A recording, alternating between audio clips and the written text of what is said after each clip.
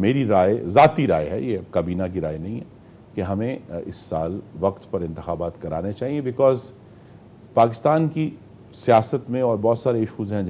لیکن جو پریڈکٹیبلٹی اور سٹیبلٹی ہے وہ تبھی ہوگی کہ ہم دنیا کو یہ بتا سکیں کہ تیسرا الیکشن ہے جو وقت پر اور آئین کے تحت ہو رہا ہے۔ مسلم لیگ نون کا کوئی کنسرن ہے، وہ ایک ہی کنسرن ہے کہ ہماری انتخابی مہم کی قیادت محمد نواز شریف خود کریں۔ اس کی تو داغ بل آج رکھ دی نا، سینٹ کے اندر وہ کر دیا نا بل، جس کے اندر وہ نااہلی کے حوالے سے کہ 5 سال ہی ہوگی، یہ اسی لیے کیا گیا کہ نواز شریف صاحب واپس آئیں۔ جی ہمارا تو کنسرن یہی ہے کہ وہ آج بھی سب سے موزوں امیدوار ہیں ہماری طرف سے وزارت عظمیٰ کے،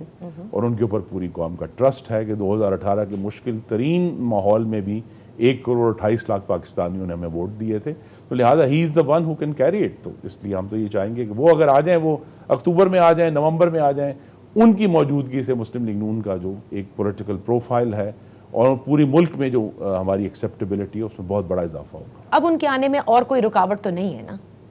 نہیں، ان کے آنے میں رکاوٹ ان کے خلاف جو کیسز ہیں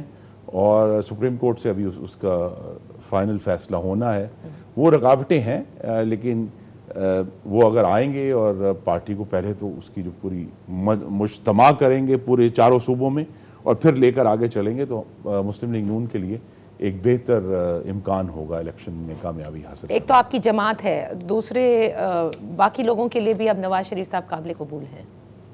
جی یہ تو آپ ہم بہتر اس معاملے میں بتا سکتی ہیں۔ دیکھیے ان کے ساتھ نواز شریف کے ساتھ ایک بہت بڑی تاریخی زیادتی ہوئی اور ناانصافی ہوئی ہے، تو غالباً ایک اللہ تعالیٰ کا نظام بھی ہے، یا گریک ٹریجڈی میں کہتے تھے ہوبرس انوائٹس نیمیسس، تو وہ جنہوں نے ہوبرس کیا تھا پھر انہیں خود ہی نیمیسس بننا پڑا اپنا، اور وہ جو تجربہ عمرانی تھا وہ پھر بالآخر اپنے منہ کے بل گر پڑا۔ اور اب ہماری یہی توقع بھی ہونی چاہیے کہ اگر مینیپولیٹڈ پالیٹکس جو 2018 میں ہوئی وہ نہیں ہوگی تو پاکستان اپنی ایک نارمل سیاست کی طرف واپس آئے گا، نارمل ڈیموکریسی اور نارمل پالیٹکس کی طرف واپس آئے گا۔